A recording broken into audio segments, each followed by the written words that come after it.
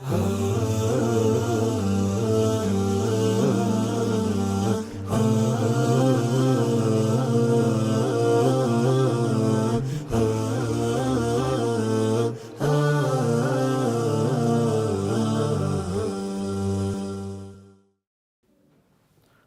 لله رب العالمين والعاقبة المحمودة للمتقين ولا عدوان إلا على الظالمين والصلاة والسلام على المبعوث رحمة للعالمين أما بعد.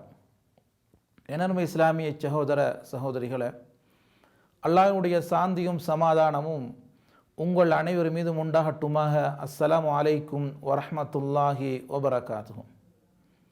இந்த சந்தர்ப்பத்தில் உங்களோடு தாயத்து கட்டுவதன் சட்டம் சம்பந்தமாக ஒரு சில விடயங்களை பகிர்ந்து கொள்ளலாம் என நினைக்கிறேன். தாயத்தை பொறுத்தவரையில் கட்டுவதன் மூலம் கண்ணேறு ஏற்படாது என்றும் தனக்கு வருகின்ற தீங்குகளை தடுக்கும் என்று நம்புகின்ற நோக்கில் தாயத்து கட்டப்படுகின்ற ஒரு நடைமுறையை நாங்கள் பார்க்கிறோம். இது அன்றைய ஜாஹிலிய காலம் தொட்டு காணப்பட்ட ஒரு விடயமாகும். அதை நபி ஸல்லல்லாஹு அலைஹி வஸல்லம் கடுமையாக கண்டித்திருக்கிறார்கள். அன்றைய கால அறியாமை கால மக்கள் தன்னுடைய ஒட்டகங்கள் மீது தன்னுடைய ஒட்டகத்தினுடைய கழுத்திலே வளையம் போன்ற ஒரு மாலையை தொங்கவிட்டு அதன் மூலம் ஒட்டகத்துக்கு கண்ணேறு ஏற்படாது, அதுக்கு எந்த பாதிப்பும் ஏற்படாது என்று நம்பி வந்தார்கள். இதை இஸ்லாம் கடுமையாக கண்டித்தது.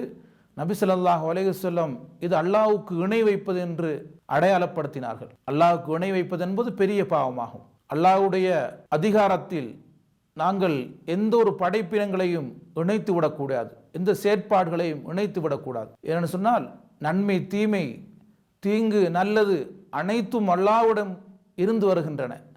அவைகளை நாங்கள் அவ்வாறே நம்ப வேண்டும். தாயத்துகள் மூலம் அல்லது ஒரு வளையத்தை கழுத்தில் போடுவதன் மூலம் அல்லது கையிலே நூற்களை கட்டுவதன் மூலம் எங்களுக்கு எந்த தீங்கும் தடுக்கப்படாது. அல்லாஹ்வுடைய நாட்டப்படி அனைத்தும் நடக்கின்றன என்ற விடயத்தை நாங்கள் அசைக்க முடியாத நம்பிக்கை எங்களுடைய உள்ளத்தில் இருத்தி கொள்ள வேண்டும். நபி ஸல்லல்லாஹு அலைஹி வஸல்லம் தாயத்து குறித்து இது இணை வைப்பது என்று எங்களுக்கு அடையாளப்படுத்தினார்கள்.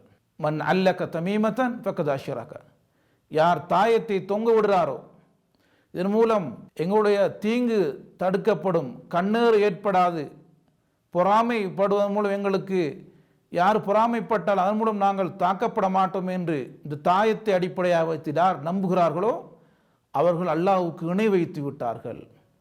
நபி ஸல்லல்லாஹு அலைஹி வஸல்லம் மேலும் குறிப்பிடும்போது இன்ன ருகா ஒத்தமாய்ம ஒத்திவல தஷிர், ஓதி பார்ப்பது, அனுமதிக்காத விடயங்களை கொண்டு மந்திரிப்பது, தாயத்து கட்டுவது, கணவன் மனைவிக்கு மத்தியிலே உறவை அன்பை அதிகரிக்கும் வகையிலே ஒரு வகையான செய்வினை அடிப்படையிலே செய்வது அனைத்தும் அல்லாஹ்வுக்கு இணை வைக்கக்கூடிய ஒரு விடயம் என்று நபி ஸல்லல்லாஹு அலைஹி வஸல்லம் எங்களுக்கு எச்சரித்து இருக்கிறார்கள். ஆகவே நன்மை தீமை என்பது அல்லாஹ்வுடைய புறத்தில் இருந்து வரும், அது அல்லாஹ்வுடைய நாட்டப்படி நடக்கிறது. நாங்கள் செய்கின்ற தாயத்தோ தகடோ அல்லது கையிலே கட்டுகின்ற நூட்களோ எதுவும் அவைகளை தடுத்து விடாது. அல்லாஹ்வுடைய நாட்டப்படி நடக்கும். அல்லாஹ் இதை நாடியவர்களுக்கு நன்மையை தீமை அல்லாஹு தாலா ஏற்படுத்துகிறார் என்ற விடயத்தை நாங்கள் நம்ப வேண்டும். இது இணை வைக்கக்கூடிய ஒரு விடயமாகும். நபி ஸல்லல்லாஹு அலைஹி வஸல்லம் இணை வைப்பது என்பது பெரிய பாவமாகும். அல்லாஹ் சுப்ஹானஹு தஆலா இது குறித்து திருமறையிலே கூறும்பொழுது இன்னஹு மை யுஷ்ரிக் பில்லா ஃபக்கத் ஹர்ரமல்லாஹு அலைஹில் ஜன்னா வ மஅவாஹுன் நார், யார் அல்லாஹ்வுக்கு இணை வைக்கிறார்களோ அவர்களுக்கு சுவர்க்கம் ஹராமாக்கப்படும், அவருடைய ஒதுங்குமிடம் நரகம் என்று அல்லாஹ் ஸல்லல்லாஹு அலைஹி வஸல்லம் அல்லாஹ் சுப்ஹானஹு தஆலா திருமறையிலே சொல்லி காட்டுகிறான். ஆகவே இணை வைப்பது என்பது நரகத்துக்கு இட்டு செல்லக்கூடிய ஒரு விஷயமாகும். இன்னும் அல்லாஹு தஆலா திருமறையிலே குறிப்பிடும் பொழுது இன்னல்லாஹ லா யக்ஃபிரு அன் யுஷ்ரக பிஹி வ யக்ஃபிரு மா தூன ஸாலிக லிமன் யஷா, அல்லாஹ் தனக்கு இணை வைக்கப்படுவதை அல்லாஹ் மன்னிக்க மாட்டான், ஏனைய பாவங்களை நாடியவர்களுக்கு அல்லாஹ் மன்னிக்கிறான் என்று அல்லாஹ் சுப்ஹானஹு தஆலா திருமறையிலே சொல்லி காட்டுகிறான். ஆகவே அல்லாஹு தஆலா இணை வைப்பதை மன்னிக்க மாட்டான். இந்த இணை வைக்கிற ஒரு வகையை தான் நாங்கள் இன்று நம்ம பார்த்துருக்கிறோம். அதாவது தாயத்து தகடு கையிலே நூட்களை கட்டி இதன் மூலம் எங்களுக்கு கண்ணேறு ஏற்படாது, பாதிப்பு ஏற்படாது என்று நம்புவது, அல்லாஹ்வுக்கு இணை வைப்பது, இது ஒரு பெரிய பாவமாகும். உண்மை அல்லாஹ் சுப்ஹானஹு தஆலா இந்த பாவத்திலிருந்து தவிர்க்கப்பட்ட மக்களாக எங்களை ஆக்கி நாளை மறுமையில் ஜன்னத்துல் ஃபிர்தௌஸ் என்ற உயர்ந்த சுவர்க்கத்தில் அல்லாஹு தஆலா எங்கள் அனைவரையும் எழுப்பி அல்வானாக.